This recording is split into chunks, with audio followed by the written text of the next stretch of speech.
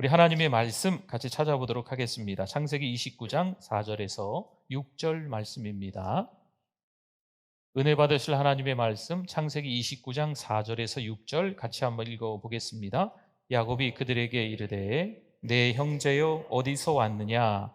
그들이 이르되 하란에서 왔노라. 야곱이 그들에게 이르되 너희가 나홀의 손자 라반을 아느냐? 그들이 이르되 아노라. 야곱이 그들에게 이르되 그가 평안하냐? 이르되 평안하니라. 그의 딸 라헬이 지금 양을 몰고 오느니라. 아멘. 하나님의 말씀에 대한 우리의 고백 같이 한번 우리 화면을 보시고 한번 읽어보겠습니다. 주의 말씀은 내 인생의 빛입니다. 주의 말씀은 내 삶을 변화시킵니다. 주께서 말씀하신 대로 나는 하나님의 사랑받는 자녀입니다. 나는 축복의 통로입니다. 오늘도 주의 말씀에 내 마음의 문을 엽니다. 말씀하여 주옵소서. 듣고 깨닫고 말씀대로 살겠습니다. 아멘. 우리 옆에 또 앞뒤로 한번 보시고요. 우리 미소 띄우고 인사하는 게 미인입니다. 미인 되십시오. 우리 인사 나누시겠습니다. 잘 오셨습니다. 은혜 많이 받으세요. 안녕하세요. 네. 감사합니다. 네. 어느 날 뜻밖의 일이 일어나는 거죠. 전혀 생각지도 못했는데, 예상하지도 못했는데, 이거 감당하겠나 싶은 일이 있습니다. 그런 걸 뭐 인생의 터널이다라고 이야기하네요. 그런데 그 인생의 터널에도 이름이 있어요. 고통의 터널입니다. 터널이라고 하기에는 또 너무 길어요. 그래서 끝이 잘 보이지 않습니다. 분명 하나님의 이유가 있으시겠는데 당장 겪는 그 시간 속에서는 답답하기만 합니다. 그러니 다른 편한 길로 가고 싶어도요, 하나님은 어쨌든 그 고통의 길로 이끌어 가십니다. 상황이 힘들어집니다. 이 마음이 너무 아파지는 거죠. 홀로 외로운 시간을 보내야만도 합니다. 여러분, 이런 인생 속에서 풍랑은 예고도 없이 또 어떤 경우엔 쓰나미처럼 밀려옵니다. 그럼 우리는 어떨까요? 꼼짝없이 아무것도 할 수 없는 상태에서 당해야만 하는 겁니다. 어쩔 도리 없이 상당히 큰 피해를 봅니다. 과연 이게 하나님의 사랑 맞을까? 궁금해져 가는 거죠. 에베소서 3장 16절 말씀에 그의 영광의 풍성함을 따라 그의 성령으로 말미암아 너희 속사람을 능력으로 강건하게 하시오며 아멘. 힘들고 어려운 일이 닥치면요, 세상을 원망합니다. 거듭나기 전에는 하나님에게 등지는 옛사람으로 살았습니다. 그런데 거듭난 후에는요, 성령으로 말미암아 이 속사람이 강건해지는 줄 믿습니다. 옛사람의 시절에는 그저 불평하고 원망하고 그랬죠. 왜 나에게 하필 이런 일이 있어? 라고 하며 그렇게 시간을 보냅니다. 하지만 새 사람이 되고 난 이후에는 보이는 게 달라집니다. 들리는 게 달라집니다. 생각하는 것도 달라진다는 거죠. 물론 여전히 속사람과 겉사람이 갈등하는 것은요, 충돌하는 것은 변함이 없을 거예요. 내 속사람은 하나님을 너무 즐거워하지만 옛사람과의 갈등으로 나를 저의 종노릇하게끔 만들어버리는 거죠. 성도 여러분, 거듭난 속사람이 강건하지 않으면요, 하나님의 영광을 가리웁니다. 성령은 경건 생활에 열심을 내게 만드십니다. 말씀 가운데, 기도 가운데, 찬양 가운데, 예배 가운데 복음 전하면서 누가 봐도 새 삶을 살고 있는 하나님의 사람으로 성령께서 만들어 가시는 줄 믿습니다. 영과 진리로 예배 드려야지요. 그리고 성령께 순종하고 살아가는 게 필요합니다. 고린도후서 4장 16절 말씀에 그러므로 우리가 낙심하지 아니하노니 우리의 겉사람은 어떻게 해요? 낡아지나 우리의 속사람은 날로 새로워지도다. 아멘. 태산을 넘어 험곡에 가도 빛 가운데로 걸어가면 주께서 항상 지키시기로 약속한 그 말씀, 언약, 약속 변치 않습니다. 캄캄한 밤에 다닐지라도 주께서 나의 길이 되시고 나에게 밝은 빛이 되시니 내가 길 잃어버릴 염려 또 두려움도 없습니다. 광명한 그 빛 마음에 받아서 찬란한 천국 바라보고 할렐루야를 힘차게 불러 날마다 빛에 걸어가는 저와 여러분이 되실 수 있기를 축원합니다. 어디에 있든 하나님의 생각이 나야 한다는 겁니다. 왜 그렇죠? 그 하나님이 우리와 함께 하시기 때문입니다. 어느 때는 우리의 손을 잡아주시고, 어느 때는 우리의 등을 토닥여주시고, 어느 때는 어부바도 해주시고, 어느 때는 꽉 끌어안아 주시는 그 하나님이 우리와 함께 하시기 때문입니다. 아버지를 속이고 형의 장자의 축복을 탈취하여 도망자 신사가 된 야곱, 그는 여전히 옛사람과 새사람의 갈등이 심한 사람입니다. 어쩌겠어요? 그는 살기 위해 먼 거리로 지금 도망치고 있습니다. 인생의 앞날에 대해서는 전혀 생각할 겨를이 없습니다. 현재 있는 그 자리만 그저 떠나면 되겠지 하고 먼 길을 나섰습니다. 그냥 지금 이 터널만 지나고 싶습니다. 모든 걸 다 앗아가는 쓰나미가 지나가기를, 빨리 지나가기를 바라는 거죠. 지쳐 쓰러져 아무것도 할 수 없이 탈진한 상태입니다. 낙심해보고 좌절해보고 이젠 절망까지 이른 야곱입니다. 그런데 그때 누가 나타나실까요? 하나님이 나타나서 말씀해 주세요. 야곱아, 나다. 나는 할아버지의 하나님, 아버지의 하나님이란다. 내 후손에게 이 땅을 줄게. 내가 너를 복의 통로로 쓸게. 여러분, 굳이 하나님은 고통의 터널을 지나는데 우리랑 동행하신다고 말씀하시네요. 쓰나미로 모든 걸 다 잃어버리는데도 그 현장에 굳이 하나님이 함께 해주시겠다 말씀하시는 거죠. 야곱은 하나님이 함께 하신다니 사실 더 이상 두려움이 없습니다. 아주 담대한 걸음을 걸어갑니다. 시편 23편 4절에 내가 사망의 음침한 골짜기로 다닐지라도 해를 두려워하지 않을 것은 주께서 나와 함께 하심이라. 주의 지팡이와 막대기가 나를 안위하시나이다. 아멘. 야곱이 겨우 3일 길을 걸어갔었잖아요. 그런데 탈진했습니다. 여러분, 이건 옛사람 야곱을 얘기하고 있는 거예요. 이젠 하나님 만나고 새 사람이 되었죠. 베델의 하나님을 만나고 한 달여 동안 걷고 또 걸어도 탈진하지 않고 오히려 새 힘이 솟아나는 겁니다. 아무리 사망의 음침한 골짜기로 다닐지라도 해를 두려워하지 않습니다. 왜일까요? 주께서 나와 함께 하심이라.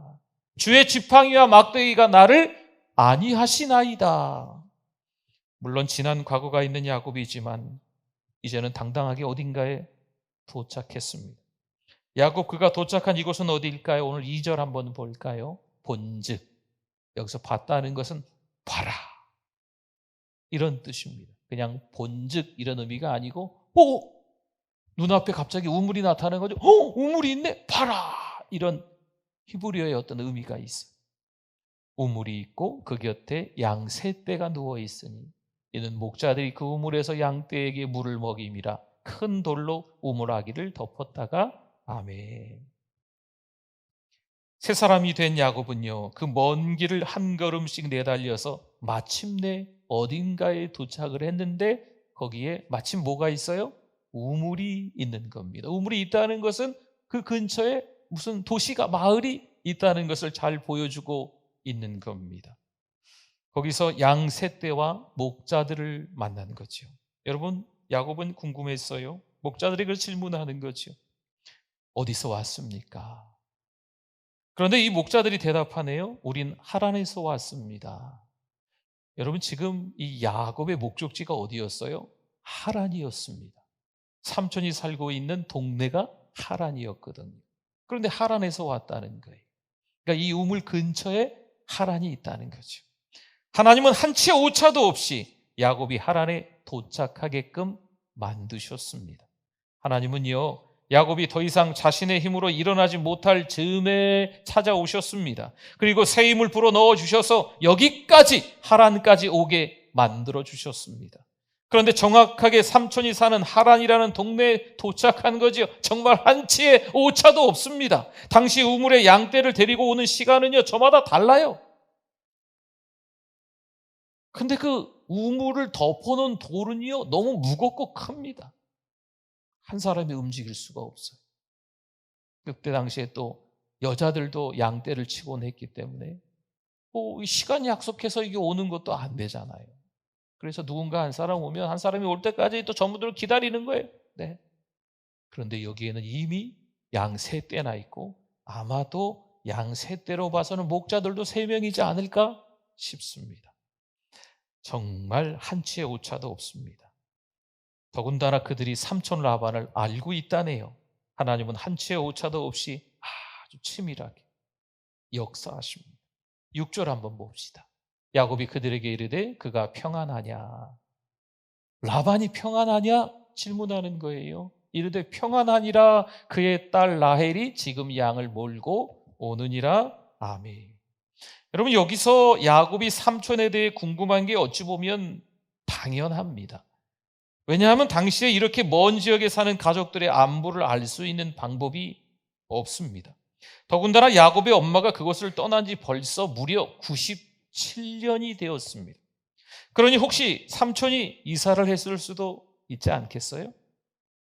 또 세월에 장사 없다고 편찮으실 수도 있잖아요.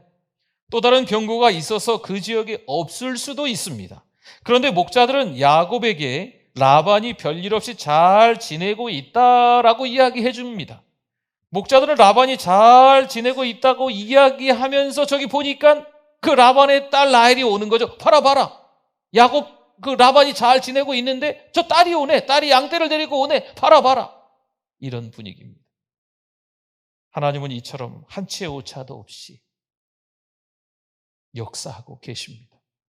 물론 우리의 눈에는 터널의 끝이 아직 보이지 않습니다. 더군다나 쓰나미로 인한 그 폐허 아주 끔찍하죠. 그러나 하나님은 이유가 있습니다. 야곱은 한치의 오차도 없이 삼촌 라반의 집에 도착합니다. 야곱이 선하고 의로워서 하나님이 인도하실까요? 아니면 꽤나 도덕적이고 윤리적인 야곱이라 하나님이 함께 하실까요?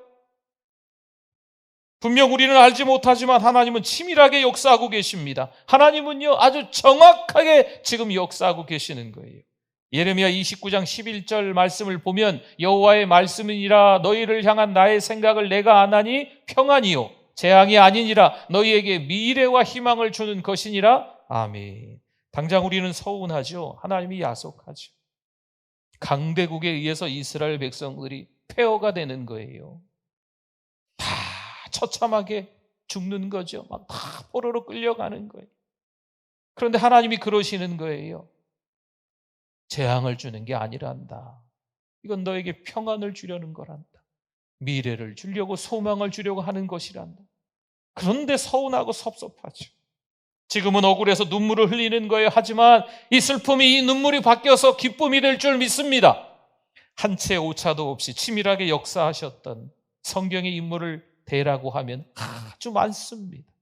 그 가운데 한 사람만 더 보려고 합니다. 다윗입니다.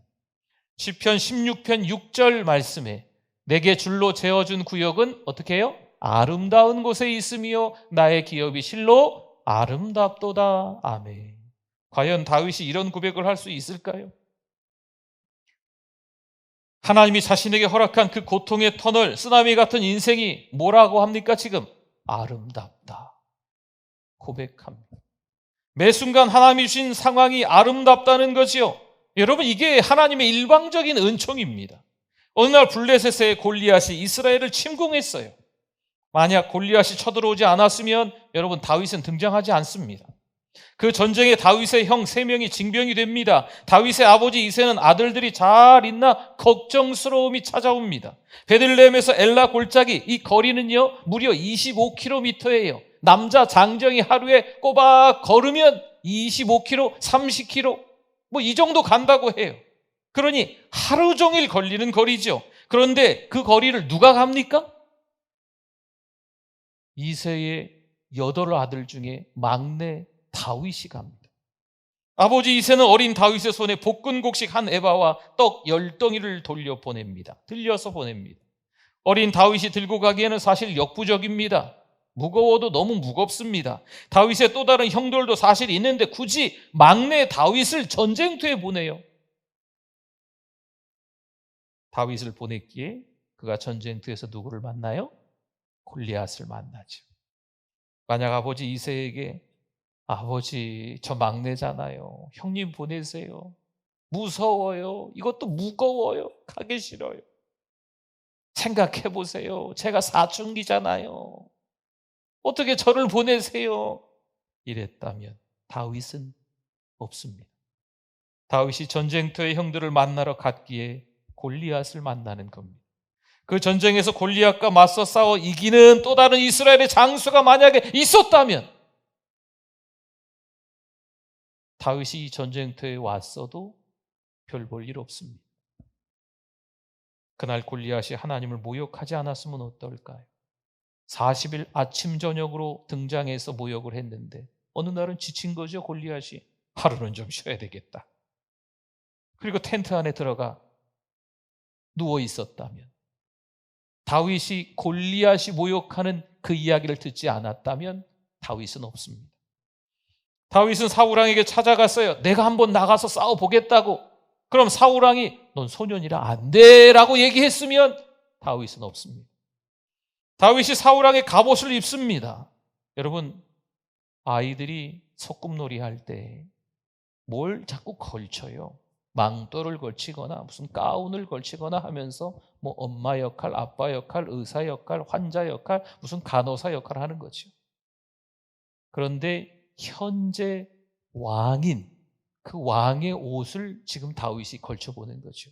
어린 소년 다윗이 왕의 갑옷을 걸쳐보는 거예요. 괜찮네. 이거 입고 한번 전쟁에 나가야 되겠다 했으면 다윗은 없습니다. 산전수전을 다 겪은 골리앗 장수에게 다윗은 뭘 들고 나갑니까?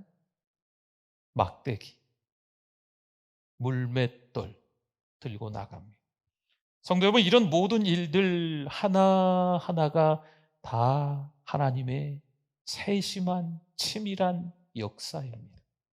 하나님은 한치 오차도 없이 다윗이 역사의 그 무대에 등장하게끔 만드시는 거예요. 사실 하나라도 어긋나면 다윗은 존재하지 않습니다. 하나님께서 매 순간 역사하시는 줄 믿습니다. 이게 다윗의 고백이고 우리의 고백이 되어야 돼요. 산전수전 공주전을 다 겪은 다윗의 고백. 아까 16편에서 뭐라고 그럽니까? 내게 줄로 재어준 구역은 어떻다고요? 아름답다. 하나님은요, 내가 원하는 것만 되게 하셔야 한다? 착각이에요. 내가 기도하는 것만 돼야 된다? 착각이에요. 내가 원하지 않은, 뜻하지 않은 일들도 일어나는 게 하나님의 치밀한 역사이시고 아주 섬세하고 정확한 계획이 있는 거예요. 다윗은 파란만장한 세월을 그래서 다 겪습니다. 일찌감치 어릴 적 왕이 될 거라 기름 부음을 받았지만 바로 왕이 됐나요? 그렇지 않습니다. 여전히 양치기 목동이지요. 그 고통의 터널은 끝이 없습니다. 하다못해 무려 12년 동안 광야에서 사울왕에게 쫓겨다니는 세월은요, 억울하기 짝이 없습니다. 아들 압살롬이 왕의 자리를 노리고 아버지 다윗을 그렇게도 괴롭혔습니다. 여러분, 자식 때문에 속상하면 가슴이 아프죠. 자식을 먼저 보내면 가슴에 묻는다 하죠. 여러분, 이 압살롬 때문에 아버지인 다윗 왕이 얼마나 마음이 아팠을까요? 그래도 그 아들 압살롬을 좀 살려달라라고 부하 장수들에게 이야기했는데 그 압살롬을 죽여버렸어요. 그게 가슴에 묻어야 되죠. 여러분, 그때 얼마나 힘들었을까? 또한 다윗 역시 옛사람의 모습이 드러나 죄의 유혹에 빠진 적이 있습니다. 브레이크를 잡지 못하고 질주했던 적이 있는 거지요. 물론 하나님 앞에 철저히 회개하고 통회자복합니다. 다윗은 이런 모든 것들을 다 한마디로 말합니다. 어떻다고요? 아름답다. 그리고 여전히 하나님을 신뢰하고 있습니다. 그 다윗의 시대, 지금 이 연차를 보면요, 3000년이 지났어요. 그런데 지금도 이스라엘 국기에 보면 별이 하나 있습니다. 그 별이 다윗의 별입니다. 그럼 이 모든 게 다윗을 위해서 하나하나 일어난 일일까요? 아닙니다. 여러분, 이것도 오해입니다. 하나님을 위해서입니다. 하나님의 일방적인 은총인 줄 믿습니다. 마찬가지죠. 하나님은 야곱이 너무 정직하고 너무 선해서 야곱을 사용하시는 게 아닙니다. 교회 안에 있는 우리가 너무 의로워서 신자가 된 게 아닙니다. 교회 밖에 있는 사람은 다 나쁜 사람들, 교회 안에 있는 사람은 다 선하고 정직하고 의롭고 윤리적인 사람들이기 때문에 우리가 신자가 된 것이 아닙니다. 저 사람들이나 우리들이나 사실 별반 다를 바가 없습니다. 그래서 이렇게도 얘기해요. 교회 안에는 죄인이 모여있고 용서받은 죄인이 모여있다. 하나님은 죄인을 불러 회개시키는 줄 믿습니다. 여러분, 하나님의 일방적인 은총이에요. 우리가 저 교회 바깥에 예수님을 전혀 알지 못하고 인생을 우리의 마음대로 살아갈 수도 있는데 하나님이 불러주셔서 하나님의 아들, 딸로 삼아주신 거예요. 하나님의 일방적인 선택이에요. 성도 여러분, 신앙생활에서 현상 유지는 없습니다. 이건 퇴보입니다. 고린도후서 5장 17절 말씀 같이 한번 읽어보겠습니다. 그런즉 누구든지 그리스도 안에 있으면 새로운 피조물이라 이전 것은 지나갔으니 보라 새 것이 되었도다. 아멘. 신자는 새로운 피조물인 줄 믿습니다. 죄를 깨닫고 회개하고 세례받고 죄 사함을 받습니다. 여러분, 이건 예수 믿을 때 정말 중요해요. 내가 예수 믿습니다. 내 마음에 예수님 모셔드립니다. 내가 회개했습니다. 이제 하나님의 자녀로 살아가겠습니다. 여러분, 너무 귀한 결단이지 않겠습니까? 그런데 여기서 끝인 경우가 있는 거예요. 분명 교회를 열심히 나오고 있는데 예수님 믿고 있는데 가정에서는 아닌 거죠. 직장에 가서도 예수 믿는 하나님의 사람의 삶이 아닌 거죠. 세상에 살아가면서 세상 속의 사람들과 별반 다를 바 없이 살아가다가 교회만 오는 거예요. 하나님, 저 죄 졌어요. 잘못했어요. 용서해 주세요. 하나님, 저 용서해 줄 거죠? 저 하나님의 자녀잖아요. 그리고 또 한 주를 보내는 거죠. 여러분, 신앙의 현상 유지입니다. 물론 구원은 값없는 선물이고 하나님이 대단한 값을 치르고 우리를 사셨기 때문에 우리는 예수 믿는 하나님의 자녀로 천국에는 갈 줄 믿습니다. 그런데 신앙은 현상 유지인 거예요. 누가복음 3장 16절에 말씀합니다. 요한이 모든 사람에게 대답하여 이르되 요한이 나는 물로 너희에게 세례를 베풀거니와 나보다 능력이 많으신 이가 오시나니 누구죠? 예수님. 예수님은 그의 신발끈을 나는 그의 신발끈을 풀기도 감당하지 못하겠노라. 예수님은 성령과 불로 너희에게 세례를 베푸실 것이요. 아멘. 요한은 죄를 지적해요. 그리고 회개하라고 외칩니다. 죄 많은 사람들이 얼마나 많은지, 회개하라고 얼마나 불호령을 내리는지 몰라요. 그 많은 사람들이 다 회개하고 요단강에서 세례받고 굉장했습니다. 그럼 주님은 뭘 하신다는 거죠? 성령과 불로 세례를 준다는 거죠. 요한은 물로 세례를 베풀거니와 예수님은 성령의 불로 우리를 씻어주는 줄 믿습니다. 성령 받고 새 삶을 살아가야 될 줄 믿습니다. 나 예수님 믿는데요? 그러면 됐잖아요. 아니에요. 성령의 능력을 덧입고 살아가야 되는 거예요. 사도행전 2장 38절 말씀, 베드로가 이르되 너희가 회개하여 각각 예수 그리스도의 이름으로 세례를 받고 죄사함을 받으라. 그 다음에 보세요. 그리하면 성령의 선물을 받으리니 아멘. 성령의 선물을 받아야 될 줄 믿습니다. 오늘 이 시간에 또 요즘에 교회에 새로 찾아오시는 성도 여러분, 내가 예수 믿습니다. 내 마음에 예수님 모셔드립니다. 그러면 성령의 선물도 받아야 돼요. 성령 충만하기를 위해서 하나님 앞에 기도하십시오. 그때부터 진짜 예수님을 믿는 삶이 드디어 시작이 되는 겁니다. 인생의 산전, 수전, 공중전을 겪고 예수님을 증거하는데 참 놀랍지요? 예수님을 경험하지 못했어요. 그렇게 오랜 시간 동안 예수님을 전하면서 살아간 것 같은데 나는 예수님을 체험하지 못한 거예요. 그렇다면 얼마든지 성경 지식을 전할 수는 있어도 예수 그리스도의 죽음 그리고 부활 또한 성령의 능력을 말할 수는 없습니다. 성경을 많이 읽었기 때문에, 교회를 다년간 다녔기 때문에 말은 잘할 수 있어요. 달변가처럼 예수는 그리스도다라고 마구마구 외쳐댈 수 있습니다. 그런데 능력은 없어요. 분명 누가 봐도 성경 지식은 탁월한 것 같은데 성령의 능력은 나타나지 않습니다. 성경 지식이 있어서 가르치는데 허공을 치는 메아리 같습니다. 오히려 이런 분들은요, 더 잠잠하십시오. 뭔가를 하는 건 위험합니다. 하나님은 한치의 오차도 없이 우리를 여기까지 인도하셨습니다. 여러분, 우리 가운데 혹시나 나이가 우리보다 어리고 또 우리보다 스펙이 자랑할 게 없는, 별 볼일 없는 사람처럼 보인다 해도 영적으로 앞선 사람이 있다면 그 사람에게 배워야 됩니다. 어떤 분이 리더가 되면요, 그 주변 분들이 부정적으로 바뀌어요. 이상하죠. 리더인데 교회 안에 리더들을 떠올려 보십시오. 그 리더가 속해 있는 공동체의 사람들이 불평을 해요. 원망을 해요. 서로 비판하고 정죄하는 거죠. 리더인데. 또 어떤 리더는요, 교회에 유익을 줍니다. 교회에 덕을 세우고 그 리더가 있으면 은혜가 있고 사랑이 흘러넘치는 거죠. 피스메이커가 되는 거예요. 사랑하는 성도 여러분, 과연 누가 성령의 은사가 있는 분일까요? 누가 예수 믿고 죄사함 받아서 성령으로 말미암아서 속사람이 강건해진 사람일까요? 은사는 자랑을 하지 않습니다. 조용히 사용합니다. 과시하지 않습니다.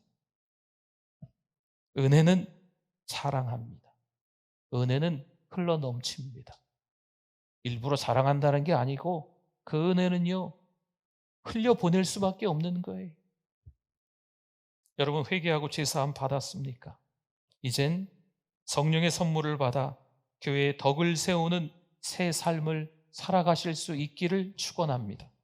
한치의 오차도 없이 치밀하게 역사하시는 그 하나님을 저와 여러분이 신뢰하실 수 있기를 바랍니다. 아멘. 같이 우리 주여 한번 부르짖고 말씀 기억하면서 기도합니다. 주여, 하나님 아버지 은혜를 감사합니다. 여지껏 믿음으로 산다 생각했는데 내 욕심으로 살았습니다. 여지껏 하나님이 도와주셔서 산다고 생각했는데 내가 내 주장대로 고집불통이 되어 살아갔습니다.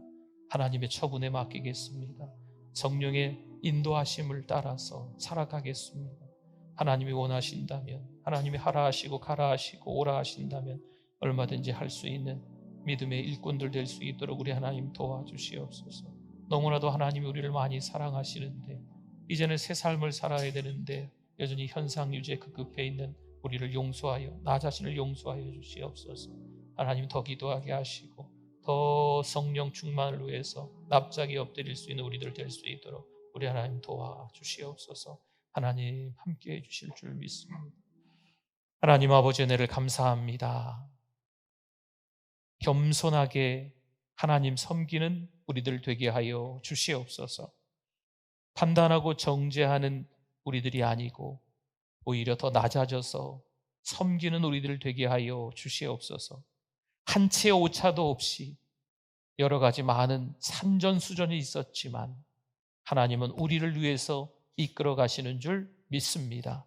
성령으로 말미암아, 성령의 능력으로 말미암아 우리의 속사람이 더욱 강건해질 수 있게 하여 주시옵소서.